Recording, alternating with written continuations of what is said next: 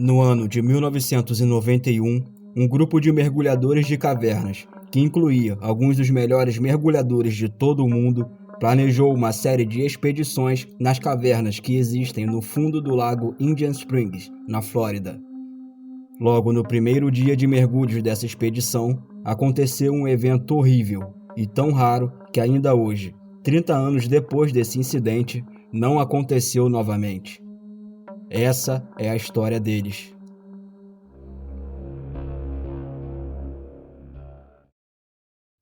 Na Flórida, existe uma área conhecida como Planície Kárstica de Woodsville, que se estende por 1.200 km², desde Tallahassee até o Golfo do México.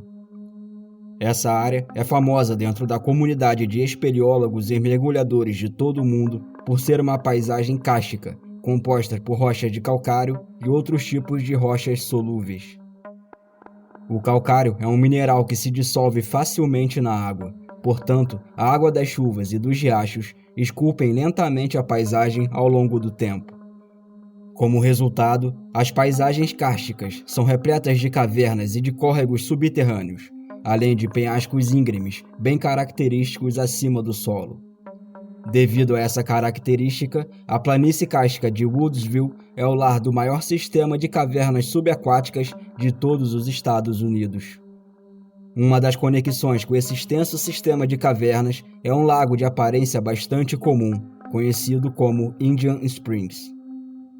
Localizado no condado de Wakulla, o lago Indian Springs abriga em seu fundo o sistema de cavernas nomeado como Indian Springs Cave, que tem pelo menos 92 metros de profundidade e cerca de 4 quilômetros de comprimento.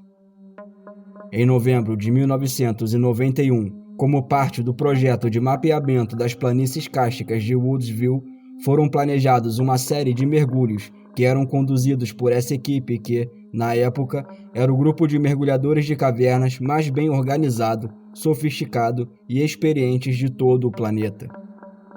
Eles já haviam estabelecido vários recordes de profundidades em cavernas, além de recordes de tempo passado embaixo d'água, e este seria o primeiro de uma série de mergulhos planejado para as cavernas da região.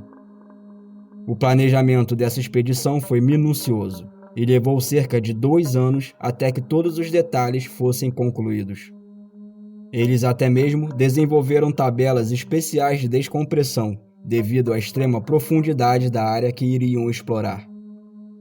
Juntando-se à equipe de apoio estava o experiente mergulhador George Irvin.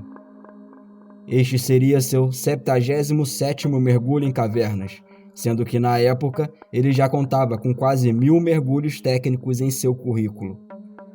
Mas apesar de toda essa experiência, não era um segredo que ele ainda sentia um pouco de medo quando se tratava de mergulhar em cavernas tão profundas.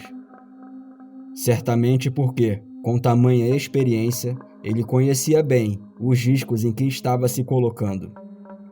Sempre que emergia e via a luz do sol novamente, George ficava tomado pelo alívio de ter sobrevivido. Muitos integrantes deste grupo estavam fora da água há meses e, portanto, essa primeira expedição serviria para remover a ferrugem desses membros da equipe. Um dos 2 líderes da exploração, chamado Parker Turner, era o mais experiente em todo o grupo. Ele havia atribuído a cada mergulhador alguma tarefa diferente a realizar, mesmo que fosse apenas algum detalhe ou pequeno objetivo, apenas para deixar todos envolvidos de alguma forma. Entretanto, nesse dia, havia apenas 3 equipes que realmente entrariam na caverna. A primeira equipe era encarregada de posicionar um conjunto de tanques de ar dentro dos túneis. A segunda equipe, composta por George e outro mergulhador, colocaria um segundo conjunto de tanques para a travessia. E, finalmente, Parker Turner e Bill Gavin estavam encarregados de completar a exploração e mapear o fundo das passagens. Bill já conhecia o local, pois havia participado da primeira exploração que tinha descoberto as passagens, então os integrantes restantes iriam atuar como mergulhadores de apoio de superfície. Para o mergulho técnico que iriam realizar, seriam necessários 2 tipos de misturas de gases.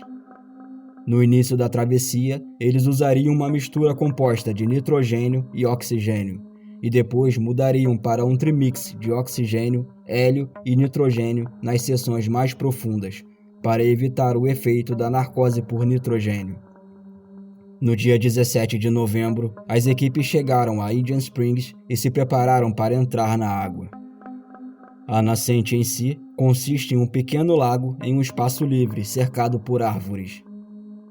Há um calçadão que desce até a beira, além de um pequeno cais flutuante no meio da nascente. A equipe 1 mergulhou abaixo da superfície da lagoa e nadou para o fundo do lago, e em seguida para a entrada da caverna. A equipe 2 entrou logo depois e fez o mesmo caminho. E finalmente, Parker e Bill entraram na água para o mergulho mais longo e desafiador dentre os 3 grupos. As equipes 1 e 2 colocariam todo o equipamento primeiro, enquanto Bill e Parker estariam a caminho quando as outras equipes estivessem retornando. A travessia até a área onde o objetivo do mergulho estava duraria cerca de 40 minutos. Então, eles passariam mais cerca de 25 minutos explorando a 100 metros de profundidade. Depois, levariam mais 40 minutos para sair novamente. Do fundo do lago, há uma entrada que vai se estreitando, até que eventualmente se transforma na caverna Indian Springs. Essa caverna leva a um túnel que se estende por mais algumas centenas de metros até uma área conhecida como Restrição de Squirrel. A passagem se estreita a um ponto que apenas um único mergulhador consegue atravessar de cada vez. Depois disso, ela se alarga mais uma vez para uma série de túneis sinuosos feitos de calcário amarelo e branco. Felizmente, devido ao quão popular é a caverna, existem linhas guias permanentemente fixadas em quase todo o comprimento. Essas linhas ajudam a orientar os mergulhadores mesmo com pouca visibilidade. Bill e Parker fizeram a longa travessia pelos túneis sinuosos até chegarem com sucesso a uma enorme sala conhecida como Sala Wakula. Eles passaram o tempo previsto mapeando e medindo as dimensões, e por volta dos 63 minutos começaram a fazer a travessia de volta. Sem o conhecimento deles, um evento raro e aterrorizante estava acontecendo, sendo um dos únicos que já ocorreu na história do mergulho. No caminho de volta, eles pegaram suas garrafas com o Nitrox e Bill verificou que ele ainda tinha bastante ar deixado no tanque das costas. Enquanto faziam isso, Parker sinalizou que sua scooter subaquática estava funcionando lentamente. Então Bill amarrou os dois e puxou ambos usando sua própria scooter. Eles estavam a apenas cerca de 457 metros da entrada agora, então não importava que isso fosse esgotar sua bateria mais rapidamente. Eventualmente, eles alcançaram um marcador de seta, também chamado de diretriz, na linha guia a cerca de 152 metros da entrada. Na entrada, Bill estimou que o ponto em que chegariam a essa diretriz seria cerca de 105 minutos de mergulho, então eles estavam perfeitamente dentro do cronograma. Em seguida, viraram à esquerda, seguindo o marcador, e perceberam que a visibilidade havia diminuído. Embora eles tivessem tomado muito cuidado no caminho para dentro, eles ainda poderiam ter remexido um pouco o lodo nas paredes, então não era nada para se preocupar. Eles continuaram e viram que o chão agora estava completamente obscurecido por uma nuvem ondulante de lodo. Felizmente, a linha guia corria ao longo do teto, então ainda estava visível. Mas à medida que continuavam, a visibilidade ficava cada vez pior. Eventualmente, eles tiveram que parar de usar a scooter e passaram a segurar a linha guia por causa de quão ruim era a visibilidade. Quando chegaram à área onde deveria estar a restrição de squall, a linha simplesmente desapareceu na areia. Eles começaram a puxar a linha para tirá-la da areia, mas, eventualmente, ela estava tão profunda que eles nem mesmo conseguiam retirá-la. Bem onde estava a restrição de squall, havia toneladas de areia e a visibilidade era inferior a 30 centímetros. Bill percebeu que Parker estava olhando para todos os lados, como se estivesse se perguntando o que era isso. Então, os dois recuaram e removeram seus tanques secundários e suas scooters. De qualquer forma, os tanques secundários já estavam quase vazios naquele momento, então eles voltaram para os seus tanques principais. Sem saber o que havia acontecido naquela sessão, eles decidiram verificar a segunda linha-guia que havia na caverna. A primeira coisa que fizeram foi verificar aquela em que não estavam, mas também conduzia diretamente para a areia. Isso não fazia sentido, já que eles tinham acabado de passar por aqui há menos de 2 horas. Um pouco depois que George e seu parceiro passaram pela restrição de Squall, a água se remexeu ao redor deles, transformando o fundo da caverna em uma tempestade de areia. George pensou que sua scooter havia de alguma forma ligado sozinha e estava esbarrando nas paredes. Mas, na realidade, os próprios mergulhadores estavam criando bolhas enquanto respiravam, que por sua vez flutuavam para o teto da caverna e estavam mudando a flutuabilidade das pedras no teto. As rochas mais pesadas então se soltaram do teto e despencaram, causando um deslizamento de terra diretamente no caminho da restrição de Squall e cobrindo-a completamente. Quando Bill e Parker retornaram, não havia mais a saída de Indian Springs. Do outro lado da restrição de Squall, Bill anexou seu carretel à linha principal e começou a procurar a saída. Pelo que ele podia ver, embora não soubesse como, parecia estar completamente bloqueada com areia e rocha. Mas como a visibilidade estava muito ruim, ele não sabia dizer o que havia acontecido, nem mesmo se ele estava no lugar certo. Ele finalmente conseguiu notar um leve fluxo de água, então o seguiu. Mas depois de procurar um pouco mais, ele duvidou que realmente estivessem na restrição de Squall. Talvez eles tivessem cometido algum tipo de erro ao sair.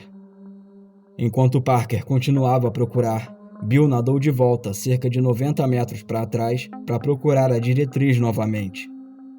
Ele quis verificar a diretriz, tentando garantir que não tivessem interpretado mal ou cometido algum erro. Quando ele tinha certeza absoluta que estava no lugar certo, ele nadou de volta para Parker, e os dois passaram os 45 minutos seguintes tentando desesperadamente encontrar uma saída na areia, queimando seus tanques de ar o tempo todo. Bill e Parker finalmente verificaram seus manômetros e perceberam que estavam ficando com muito pouco ar nos tanques. Parker pegou seu pedaço de lousa e escreveu: "O que faremos agora?" E então entregou para Bill. Parker, mesmo sendo mais experiente entre eles, esperava que Bill tivesse alguma ideia, mas Bill também não tinha nenhuma ideia. A única coisa que ele conseguiu pensar em escrever era: "Espere, eu vou dar uma olhada." Então, ele amarrou seu carretel na linha principal novamente e iniciou uma busca abrangente. Entretanto, ele não encontrou nenhuma forma de passar, então retornou. Mas mesmo tendo estado fora por menos de 5 minutos, Bill procurou por sua volta e não conseguiu localizar Parker em lugar nenhum.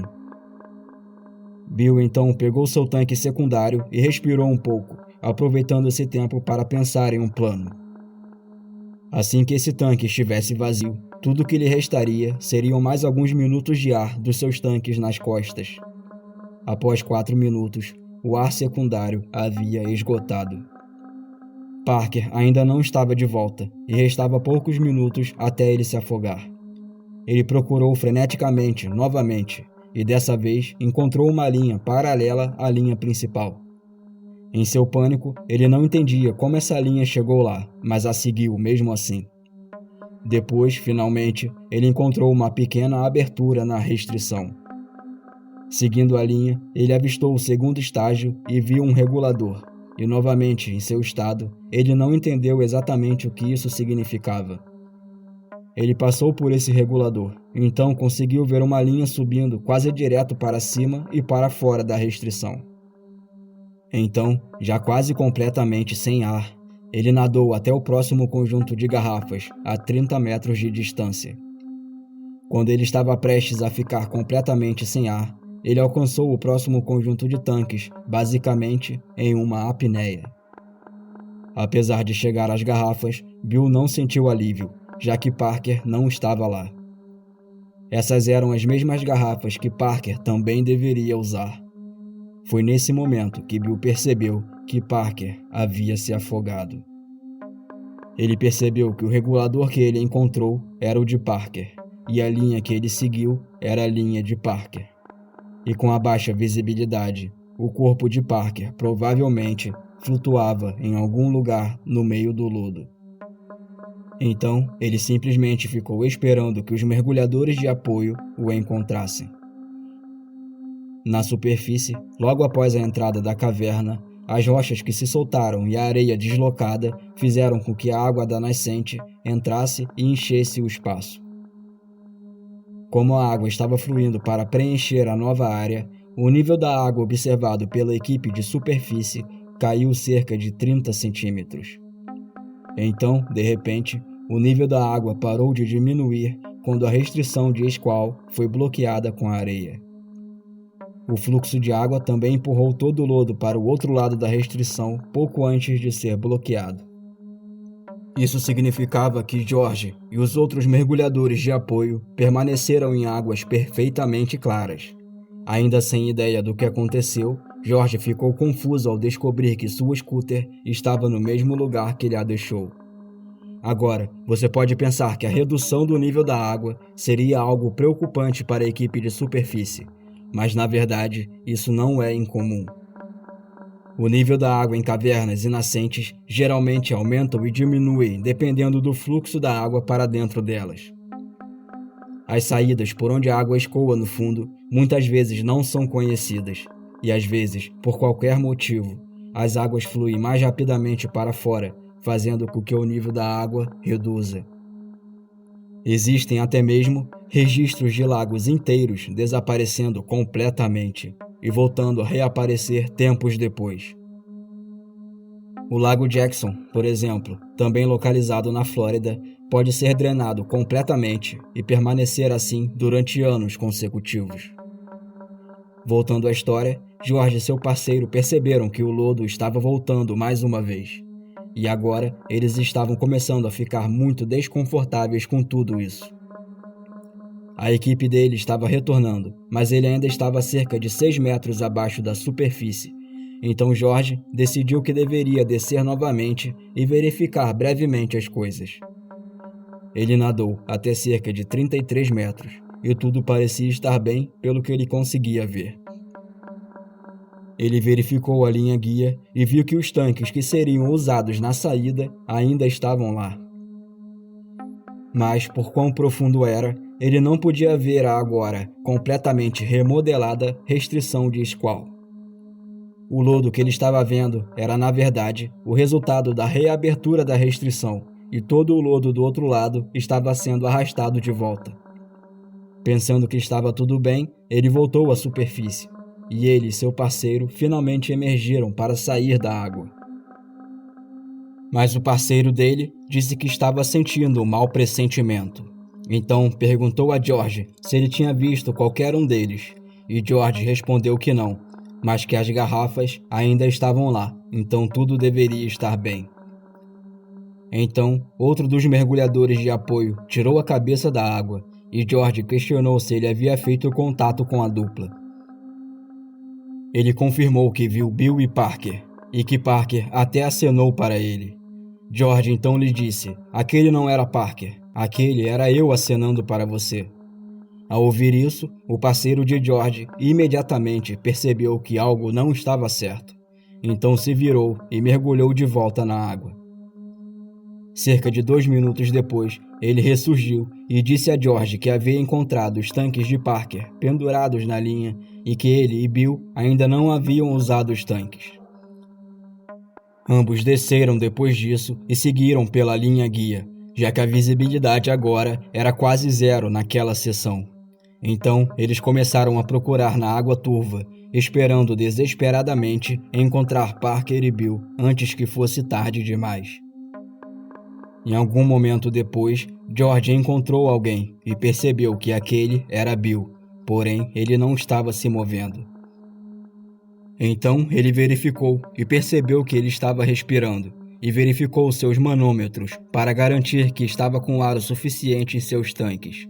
Mas Bill permaneceu imóvel, sem reconhecer George. Eventualmente, ele sacou sua lousa e passou para ele, e George percebeu por que Bill estava agindo de forma tão estranha. Nela dizia: Parker se foi. O coração de George disparou quando leu a mensagem. Ele ficou ali sentado por um segundo, olhando para a lousa, sem acreditar nas palavras. Quando ele voltou a si, percebeu que Bill provavelmente estava em estado de choque. Ele precisava garantir que Bill teria ar o suficiente para respirar enquanto precisasse descomprimir. Ele tentou comunicar isso a Bill, mas Bill parecia não se importar se ele teria ar o suficiente nem mesmo para se manter vivo.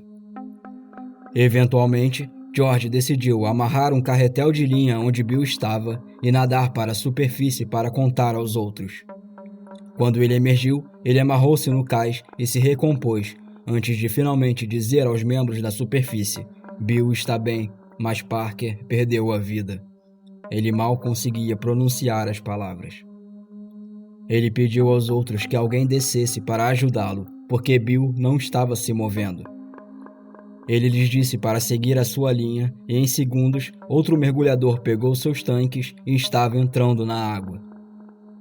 Eles finalmente transferiram Bill do ponto onde ele estava para um local melhor, onde ele precisou permanecer em descompressão por mais 4 horas, por causa do tempo adicional que ele passou em profundidade. Ao longo desse tempo, Bill tentou transmitir o máximo de informações que ele poderia sobre o que ele sabia que havia acontecido. Mas mesmo assim, ele não tinha ideia do quanto da caverna havia desabado ou se havia mais alguém desaparecido. Felizmente, ele saiu da água sem danos físicos causados pela doença descompressiva, já que na verdade ele não esteve tão profundo quanto esperava durante a exploração. Nesse interim, George se amarrou de volta na linha principal e começou a procurar desesperadamente pela caverna, procurando o corpo de seu amigo em meio ao lodo. Depois de algum tempo, ele começou a ficar sem ar, então precisou retornar sem encontrar qualquer vestígio de Parker. No caminho de volta, ele até se esqueceu de descomprimir e, como resultado, contraiu uma leve doença descompressiva. Quando ele finalmente saiu, policiais e dezenas de outras pessoas estavam cercando a área. Entre a multidão estavam outros mergulhadores de cavernas conhecidos pela equipe, sugerindo que Parker poderia ter encontrado uma bolsa de ar ou algo assim ao longo do teto da caverna. Mas George lhes garantiu que, tragicamente, a profundidade que Parker ficou sem ar teria tornado isso impossível. A equipe explicou à polícia que não tinham ar suficiente para fazer mais tentativas naquele dia e que teriam que retornar no dia seguinte após o reabastecimento. 2 homens do grupo dirigiram até a casa de Parker e deram a notícia à esposa, enquanto os outros voltavam para reabastecer os tanques de ar. A van de Bill estava estacionada do lado de fora do parque e foi aonde ele permaneceu sentado a noite inteira.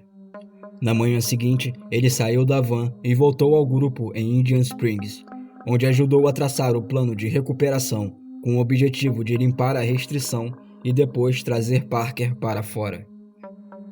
Mas a polícia chegou pouco tempo depois e anunciou aos mergulhadores que eles já haviam entrado na água às 6 horas e recuperado o corpo. Ironicamente, o instrutor de mergulho do departamento de polícia havia sido Parker, que ensinou um grupo de policiais a realizar mergulhos técnicos e recuperação de corpos. Os amigos que Parker havia feito na polícia durante esse tempo como instrutor não quiseram deixá-lo por mais tempo na água. Depois de analisar o incidente inúmeras vezes, os mergulhadores acreditam que descobriram a sequência dos acontecimentos. No momento em que Bill sentiu o fluxo de água, Parker também deve ter sentido. Parker, ao contrário de Bill, tinha realmente encontrado a fonte do fluxo, que era um pequeno espaço na restrição. Quase completamente sem ar, Parker decidiu tirar os tanques e passar para o outro lado. Ele amarrou-se ao carretel de segurança da linha principal e, em seguida, arrastando seus tanques, forçou-se através da abertura. Depois de chegar ao outro lado, ele infelizmente ficou sem ar e desmaiou a cerca de 9 metros dos tanques de descompressão. No momento que desmaiou, deixou os tanques caírem no fundo. Eles pousaram na linha abaixo, então ele flutuou até o teto da caverna por causa da flutuabilidade positiva de sua roupa de mergulho. Parece que, forçando-se para passar, ele aumentou a restrição um pouco mais, permitindo que Bill se espremesse com seus tanques apenas alguns minutos depois. Os tanques de Parker também pousaram na linha guia, posicionando-a diretamente para fora do buraco, dando a Bill um guia perfeito em direção aos tanques de descompressão. Se não estivesse lá, Bill tem certeza que não teria conseguido. Um atraso de um único minuto significaria que ele também poderia ter se afogado. A partir de um artigo publicado em 2015, ainda hoje, essa é a única fatalidade de mergulho em cavernas conhecida que foi devido a causas naturais em vez de erro humano. O efeito que os gases expelidos por mergulhadores causam nos sistemas de cavernas é agora um fenômeno amplamente conhecido por causa desse incidente. Infelizmente, isso não era algo considerado na época. Após os acontecimentos de 17 de novembro de 1991, muitos dos mergulhadores que integravam essa equipe pararam completamente de mergulhar em cavernas. George e Bill tiraram um longo período longe das águas, e Bill diria mais tarde que não se passou um dia sequer sem que ele não tenha pensado em Parker. Olá pessoal, eu sou o Guto e esse é o canal Interessante e Assustador. Antes de terminar o vídeo, eu peço que você se inscreva no canal e deixe o seu like se você gosta desse tipo de conteúdo. Para quem chegou até aqui, muito obrigado por assistir e a gente se vê no próximo.